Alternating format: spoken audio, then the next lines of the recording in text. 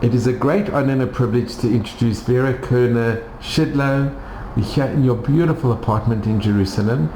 And Vera, if you could tell us a little bit about your family and your history and what happened during the Shoah. I was born in Berlin, Germany. And in 1933, when Hitler came to power, my father had two brothers in Belgium, and we left for Belgium. Straight away in 33? Yeah, but Hitler was in power already, but wasn't far enough, right? And we stayed in Belgium, and my father started business again, and he made a very good living, and I went to school, to French schools, everything was fine, till 1940, until the Germans invaded Belgium. From 40 to 42, it was a little quiet, but they had to wear the yellow star, and there was a curfew for Jews. You were not allowed to go out after a certain time, and you had to have special stamps for food. You couldn't get everything. By 1942, all hell broke out, and they started to round up the Jews in all the towns in Belgium, because Belgium, France, Holland already were invaded. They marched in. Vera, can I ask you, being born in Berlin, Yeah. did you speak German at home? Yes, I speak German, French, and English. And your family, your grandparents, were they also born in Germany? No. My grandparents were born in Poland. My father was born in Poland. My mother was born in Berlin. And I was born in the same Jewish hospital in Berlin as my mother was in 1899. Wow. Do you know the name of the hospital? I forgot. Oh. And was your family a traditional family? Yeah. Went to Shomer, Shomer Shabbos, kosher, and went to shul on Shabbat, And my grandparents were very Orthodox. And when Hitler came to power, did you ever ask your father why because a lot of Jews remained, they thought it would pass over or it wouldn't... But my father had the two brothers, and he figured let's get out, which was a good idea, but unfortunately it wasn't far enough. And what is your first recollections as a child? Was it when you were in Belgium, when you... Yeah, it was normal. I went to school, I had friends, and there were a lot of Jews in Belgium. Were you in Antwerp? No, in Brussels. In Brussels. But I had a lot of family in Antwerp too. And did you go to Jewish school? No, there was no Jewish school for girls, only for boys. Only for boys. And the famous, the name of the famous Jewish school in Antwerp for boys? Was Takamoni. Takamoni, that's... Yeah, but no Jewish schools in all Belgium for girls. And your friends at school, were they... Mixed. And you got on well with both Jewish and non-Jewish? No problem. And whenever there was religion in school, the Jewish children had their religion and the Catholic had their religion. And what type of work did your father do? He was in cosmetics, but the medical cosmetics, and the name of the company was Penateur. He did very, very well, and we were very happy, and everything was well until the Germans came. And did you have brothers and sisters, siblings? Yes, two brothers in Belgium, a sister in Germany, and the rest in Poland, in Tarnów, and his parents also. But you yourself, did you have brothers and sisters? No, I'm an only child. You're an only child. Yeah. And you remember when the Germans invaded Belgium? Oh yeah. Oh yes, and we tried to flee, to go to the coast and board the British unloaded the military and the ships were empty, and we tried to get on the ships, but they wouldn't take us. They went back empty to England and left all the Jewish people behind. So we went back to Belgium, to Brussels, because we couldn't stay there at the coast, because there was already curfew for Jews at night, you couldn't be in the street. Then people started to hire smugglers. It became a big business to smuggle Jews to the south of France, to Lyon. So my father hired the smugglers, and my mother and I, we were on a train to Lyon, and in little France, the train was stopped by the Germans, and there were many, many people on the train. They didn't even have time to take all the Jews out, but fortunately my father and I, we were taken out, and not my mother. She continued probably on the train to Lyon. So that was in Little France. We were taken to prison. And there were 300 people in this German prison, and there was assembly for Auschwitz.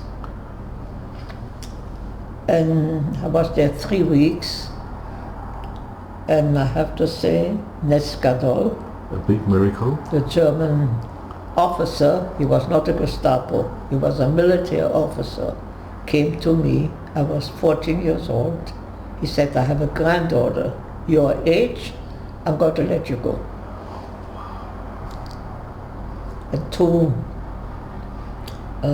German militaries took me out on a train and brought me back to Brussels to my grandparents. And the rest of the people, including my father, went to Auschwitz. So I remained with my grandparents for a while, and then friends, the smuggling to Lyon was still going on. And they figured my mother must have reached Lyon. Nobody knew where she was, she didn't know where I was. So they also went to try to smuggle themselves to Lyon. So my grandparents asked them for a favor, they would take me along, which was a big responsibility. But they said yes. And this time we went through. We arrived in Lyon. My mother was arrested already, but she didn't fake. Not knowing what happened to her husband and her only child, she had a nervous breakdown. And they put her into a hospital with a Vichy guard in front of the room to guard her.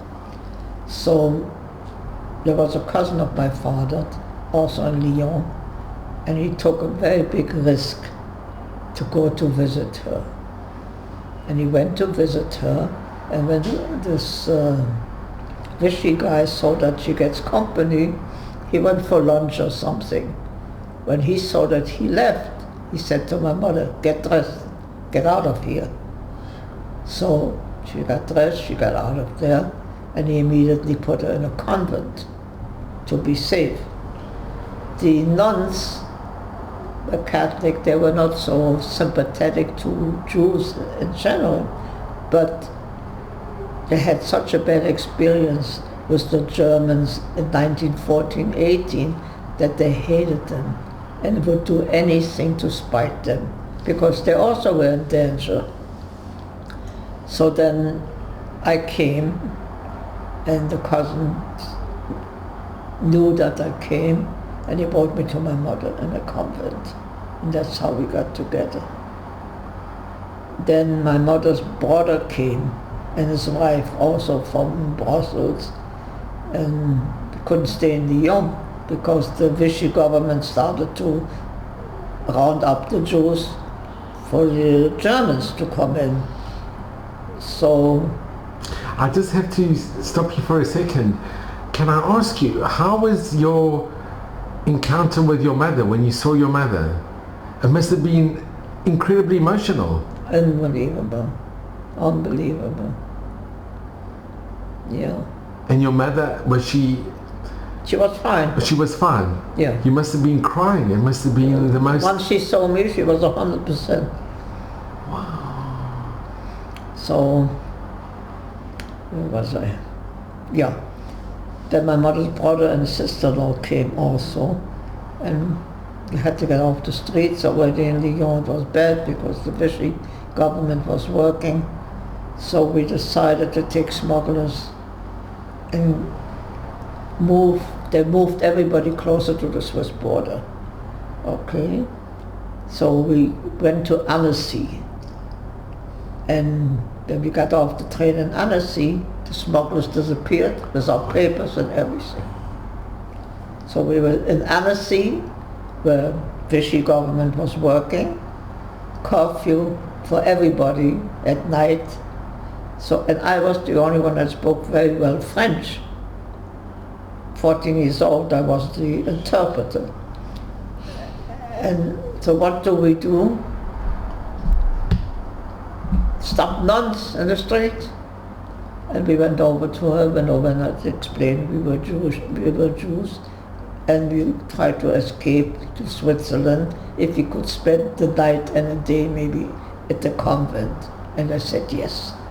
See, it was in July, and there were no children, or there was a school there, so it was empty.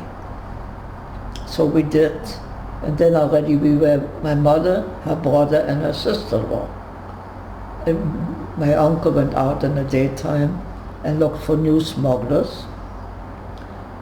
We were already in Annecy, closer to the Swiss border. And he found some, and it's always money. My mother took off a ring and gave a diamond ring, you know, and they promised to smuggle us to Switzerland. During the night, we were on a boat, and they were rowing by hand, and we heard the German with their dogs sniffling, and there were about 10 people on the boat, and people had little children, and they dropped up the children. They shouldn't cry. Okay, so we came, but you know, the smugglers couldn't get in too close to Switzerland because then they would be arrested. So they left us out on a mountain, and they said, you go this way to Switzerland. So my uncle said, if they say you go this way is going to Germany. We're going to go the other way. And we went the other way, and we came at the Swiss border.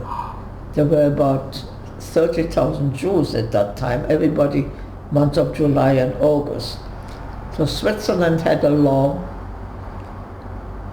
at that time that they only let people in with children under 16, and I qualified. But my aunt and uncle had no children.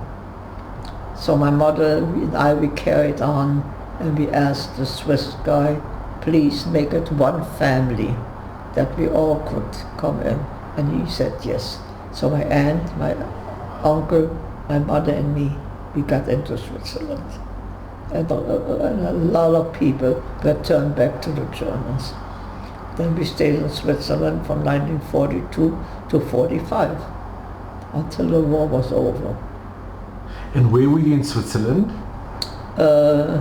First in Geneva, then in St. Gallen, and then permanently in Lucerne.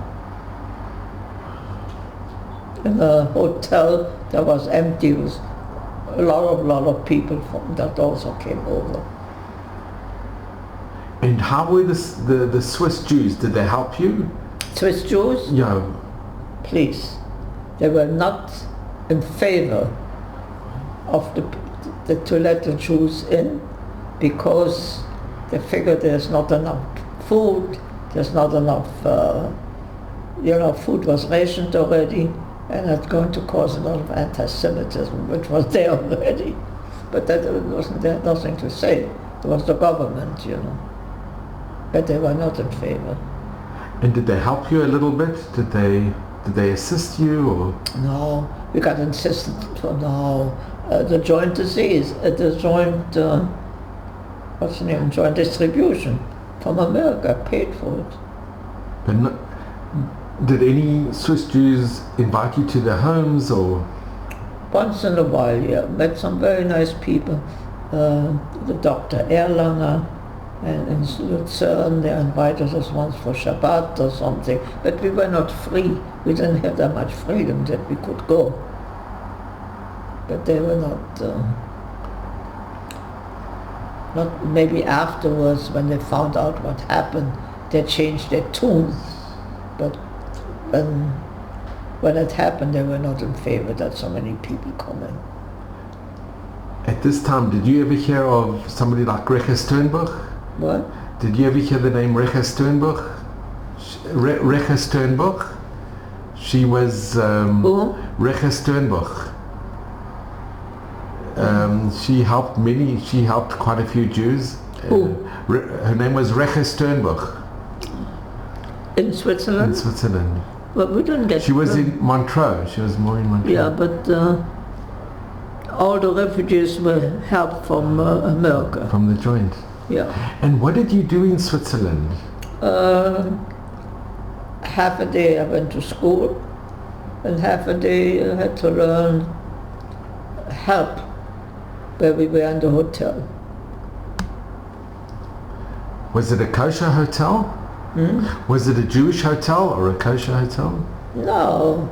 It was an empty hotel because there was no tourism, and we only got kosher poultry.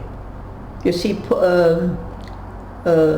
Switzerland never has kosher. Yeah. They outlawed Schkitter. They don't. Yeah, the people get their meat from France, from Germany they used to get before the war, from France, from Italy. But chicken we had. And going to school, did you? No, the school came to us. The school came to you. Yeah, they didn't let us travel. And there were other refugees with you. Yeah, there were a lot of people. We were 150. From all over, from a lot from Belgium, from France, from Holland, from Italy, and Yugoslavia. And were the girls similar age to you? Beg pardon? Did you have friends? Yes, a lot, yes. And you made good friends? After the war we still kept in touch. Yeah. Some, but everybody had to go back to their own country, where they came from. So the people from Italy had to go back to Italy, France, Belgium, you know. As soon as the war was over, you had to leave. And did you go back to Belgium? Of course, we had to. And then, that was my mother, and then my aunt and uncle also came, and then they went straight to America. Now my mother had a brother on Kibbutz Ein Harod, a sister in Tel Aviv. They both were struggling, you know. They wanted us to come.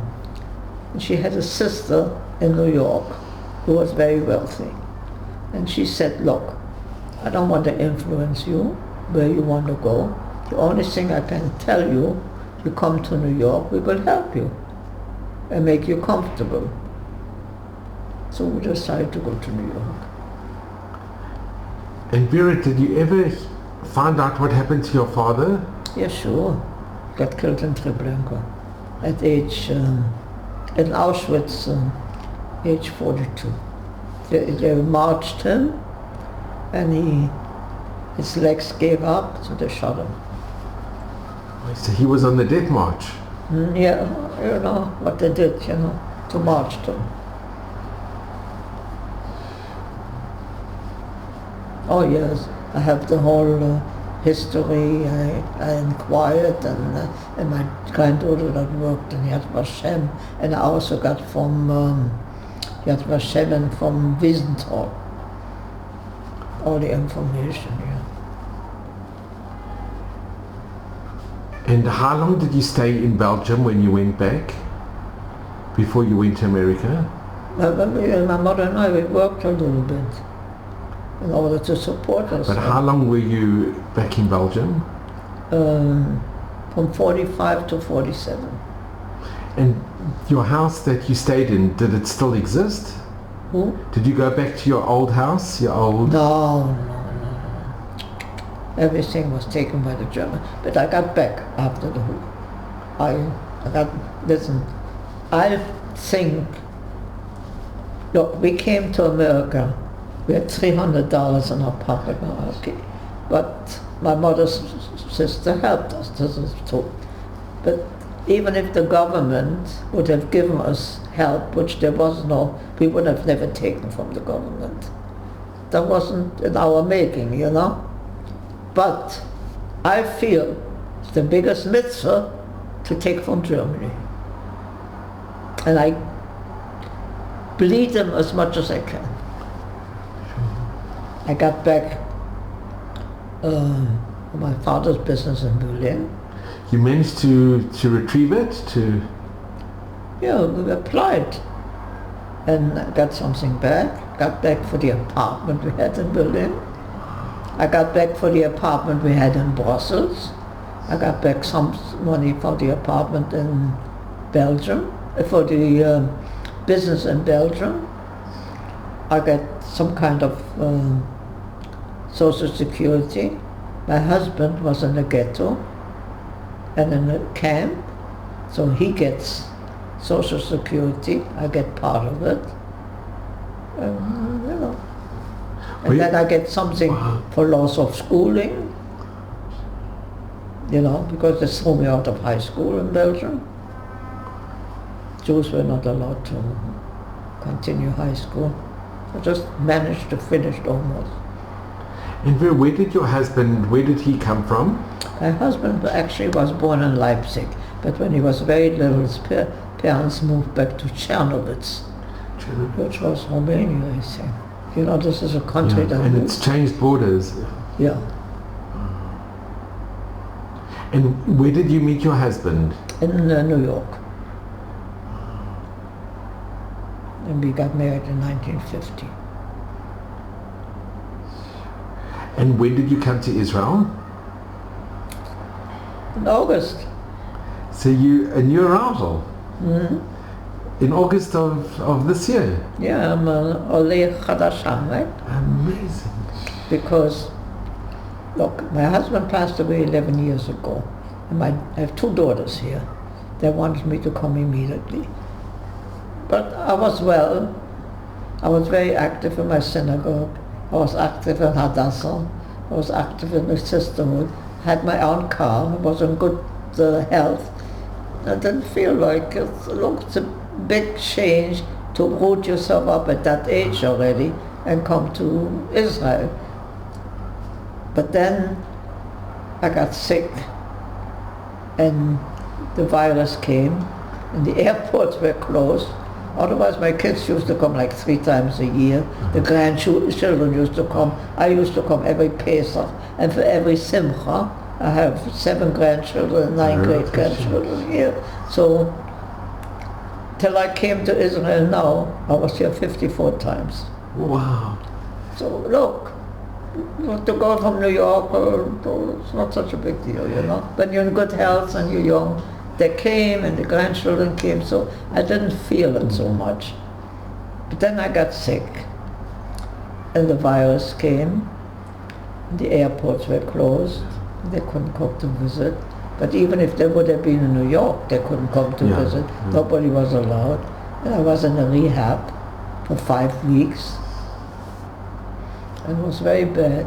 Then my oldest daughter was the first one with a special permit from the Israeli government to fly on El Al to New York to see her mother.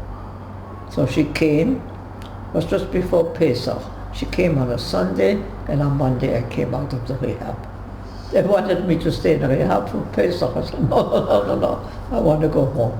So once she came, and the airport opened up, my other daughter came also, and they were both in New York, and they were looking for me for AIDS, you know, I shouldn't be alone because I wasn't that well when I came out. And then they started to work on me. You can't stay in New York, you have to come to Israel, you have to come to Israel, you cannot be alone here, you see what happened, and they started to work on me. It took about 2.5 years, but not me, Israeli bureaucracy. Yeah. Oh gosh. You wouldn't believe if I tell you they wanted to know if I was Jewish, right? Now I had a ketubah from an Orthodox synagogue in New York, Orthodox rabbi in Aramaic, right? The ketubah is in Aramaic. Sure. That wasn't good enough. I don't know what they wanted. So I told them, look, you should be ashamed of yourself. You're a survivor. I had to prove to Germany for the money I'm getting that I'm Jewish. And I told them I have a Jewish wedding certificate in Aramaic. And they said, no problem. We have people that were translated. And you, Israel, a Jewish state, is giving me a hard time with a ketubah? That was the end of it. And Vera, can I just ask, did your mother remarry? No. She never remarried. She died in New York at age 86. Wow. And my husband's wish was to be buried in Israel. So when he passed away 11 years ago, we buried him in Beit Shemesh. And Vera, did you always remain traditional and from? What? Did you always keep your emunah and did you remain traditional? Your faith in Hashem, you always believed in Hashem, you kept your faith? Of course. I always belonged to a synagogue and always kept all the holidays and always was kosher. Gee. Was brought up that way. My mother was that way, my children are that way here. So, it continued from generation to generation. Wow. And Vera, if I can ask you, what advice, what message do you give to your children, your grandchildren, and to future generations? Can I tell you another little story? Please. I told you I was active in the Holocaust and was a very big synagogue, East, New York? Okay. Park East Synagogue, Rabbi Schneier. And we were active and we went once a month on Sunday, and he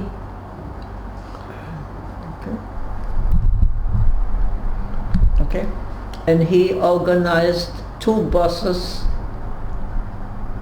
to go to see Rabbi Menachem Mendel Schneerson. The Lubavitcher Rebbe. Yeah, so we went, 80 people.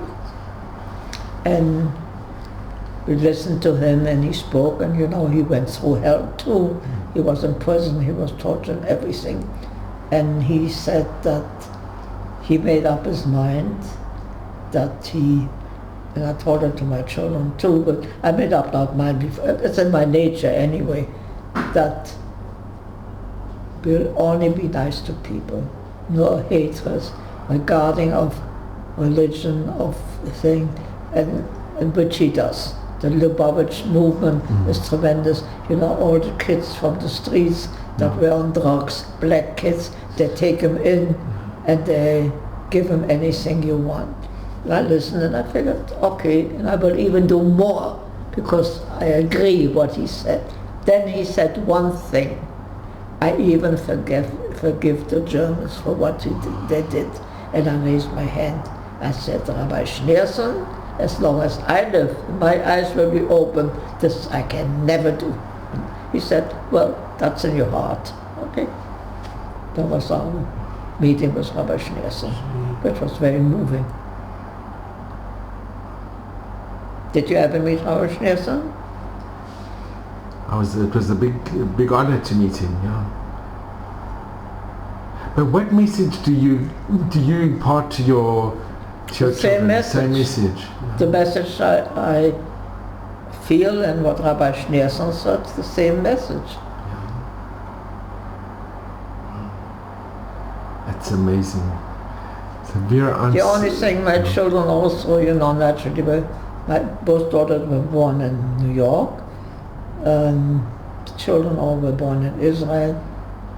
I don't buy anything in New York, anything made in Germany.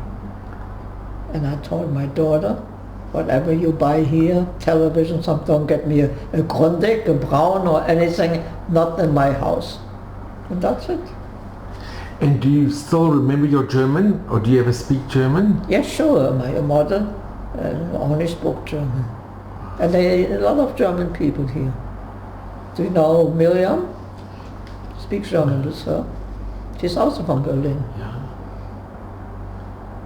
Wow.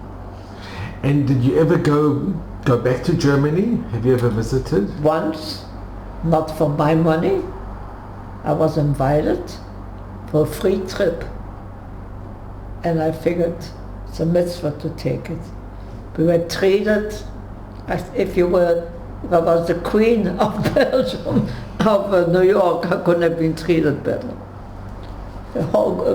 Every few months groups went. I don't know if it still goes on. So Berlin invited their groups, every city invited their own groups. So I went for 1 week. I wouldn't go for my own. And they hosted you well, I tell you, if I would be the queen of New York, they couldn't have hosted me. No visa. We landed in Berlin. They came with flowers on the best accommodation, kosher food, took us to synagogues, everything. Biggest respect. Didn't impress me. I can't forgive them, I'm sorry. No. And Vera, did you ever go to Poland? No. First of all, I have nothing to do with Poland, I wouldn't go. My children and my grandchildren all went, no. But you allowed your grandchildren to go. You didn't. Mm-hmm. Your grandchildren have been? Yes, and my children took from school. Yeah. Both my daughters went to Jewish schools in New York, and the grandchildren went here from Israel also. And Vera, growing up, did you speak to your children about your experiences in the Shoah? Oh yeah, my children, look, my children grew up in a house where both parents were Holocaust survivors. So, that's one thing. And the grandchildren, oh yes. And were most of your friends in America, were they mainly also survivors? A lot of survivors, some Americans, synagogue, American synagogue, a lot of Americans, and there were a lot of survivors. And we also had a lot of Russian Jews coming in. I want to ask you, when you went to school in America, when you came? Evening school. Because I had to work during the day to support myself. So I went to NYU at night. And did you make American friends? Oh, sure. And did anybody ever ask you about your experiences in the Shoah in those days? About the shul. We had the Holocaust wall. Everybody gave it pictures. It was called the broken glass. Mm-hmm. Everybody had pictures. We had a beautiful Torah that was saved from a town, and the rabbi had it restored. And, of course, look, New York. I tell you, I belong to the Holocaust Association with Rabbi Schneier. Mm-hmm. We went once a month. Rabbi Schneier, being a Holocaust survivor himself, he comes from Vienna, hosted a luncheon, and then had wonderful speakers. Things you never heard. Can I tell you one story? Please. He had a speaker, a non-Jewish man, who was a writer, and he was telling a story that nobody heard about it, about the Belsky brothers. And he wrote a book, and then later he was involved with the movie, and he went to, there were 5 survivors, he discovered the story. The Jewish people didn't even know. So they were. And he went wherever they were. I think one was in New York, and then they were in South America, all over. He went to interview them. And he came, and he wrote a book, and he told us the story. And nobody heard about it. I came back, that was on a Sunday. The next Shabbos, I told my rabbi, I said, Rabbi Taylor, did you ever hear that story? He said, no, never heard about it. Nobody knew about it. And he made them famous. Because they made a film, but it was near Nevada in the forest where they were partisans, and they. Yeah, I saw the movie. They took in. I saw the movie. They took in old Jews, and they took in everybody, and they said it's more important to save a Jew than to. When did you hear about this? I was in Lita. We went to Lita, and we went to Nevada, and but that story I knew. But you're right, many people don't know the story. They don't know. Even my rabbi didn't know about it. And then it happened by coincidence that one of the members of our synagogue, the son married, I think, one of the granddaughters from the Belsky. Of Belsky, sure. And did you ever meet Elie Wiesel? Did you ever meet Elie Wiesel? Oh yes, of course. Speaking French, when he came to the United States, he didn't speak English, only French. And he gave lectures at the Jewish Y in Manhattan, and I went, listened to his lectures. And then he once spoke in our synagogue too, of course. That was in the beginning, when nobody knew so much about Elie Wiesel. And he didn't speak English, he spoke in French, which I understood, but he had a translator. He told the stories, Then I read his books, And the Klaasvelds? The Klaasvelds? Klaasveld, did you ever meet? No. They were more in France. I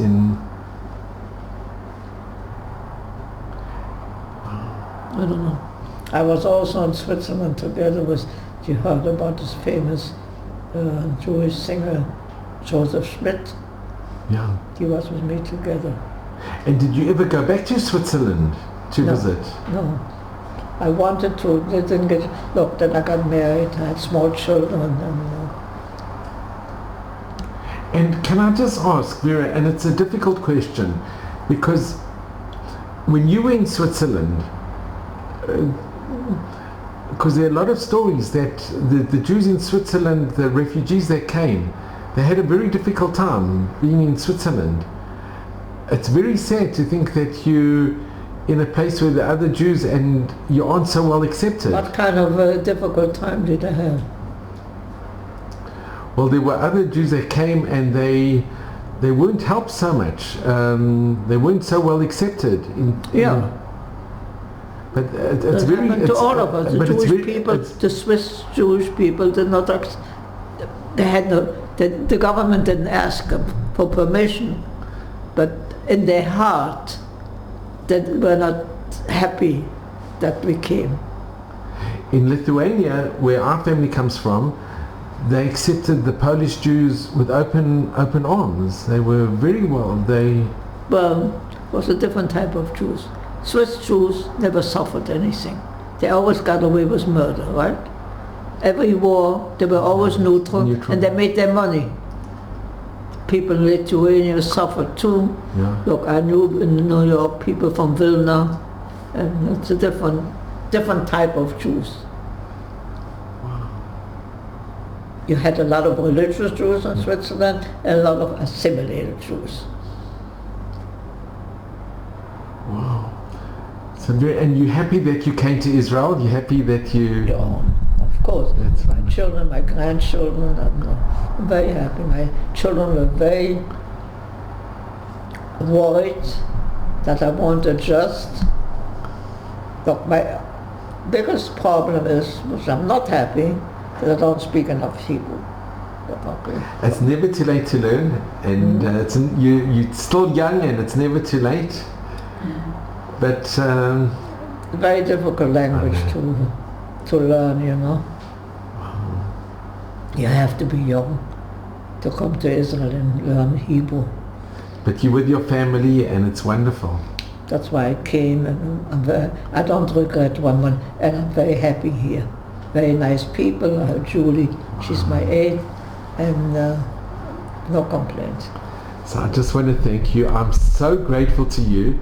My pleasure. I'm so nice. I'm so happy meeting you. So I just want to thank you so much. It's been the biggest honor and a privilege. And wow, you are amazing. You really are so special. And it's your story. You know, there were miracles that on the train. That it's just amazing that the German officer and the German officer let you go.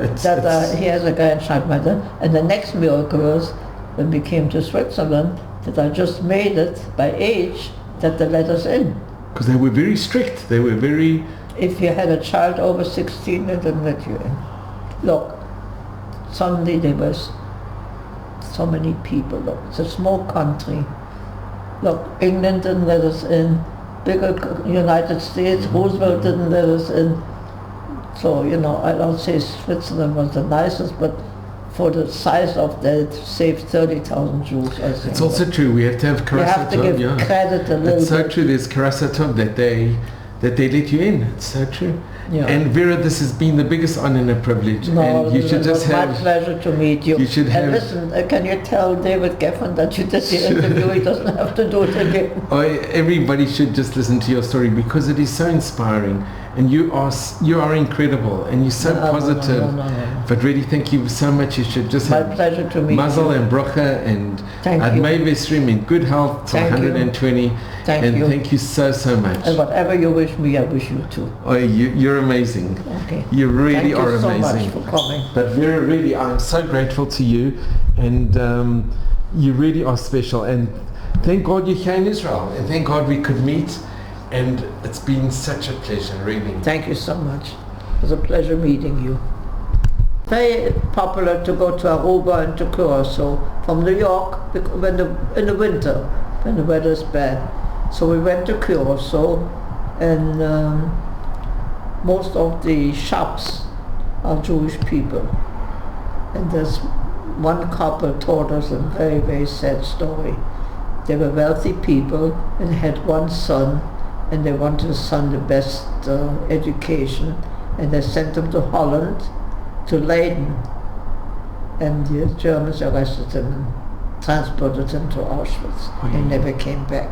In his memory, I don't know if you ever went, we went to visit it, they created a village in Holland of all the people that perished in the concentration camp, and we went to visit it when we were in Holland. And it was sad and interesting. So we met the people. And how was your visit in Curacao? Did you... We were on vacation, a nice hotel on the beach and everything. Very nice. And the shul, they have a shul there? Did you go to the synagogue? They have a synagogue. Also in Suriname. Yeah. Oh, and I have a big plaque. It's still not unpacked. The oldest synagogue in the Western Hemisphere. And the grounds were still sand. Yeah, of course, wherever we went, my husband and I, we always went to a synagogue. And I tell you something else, my husband, when we used to travel in the United States sometime, we came to a small town. When you opened the night table, there always was a Bible and a telephone book. The first thing he opened the telephone book, looking where's the nearest rabbi. But he knew where there was a rabbi, and he felt safe. It's wonderful. Yeah. Vera, thank you so much. My pleasure.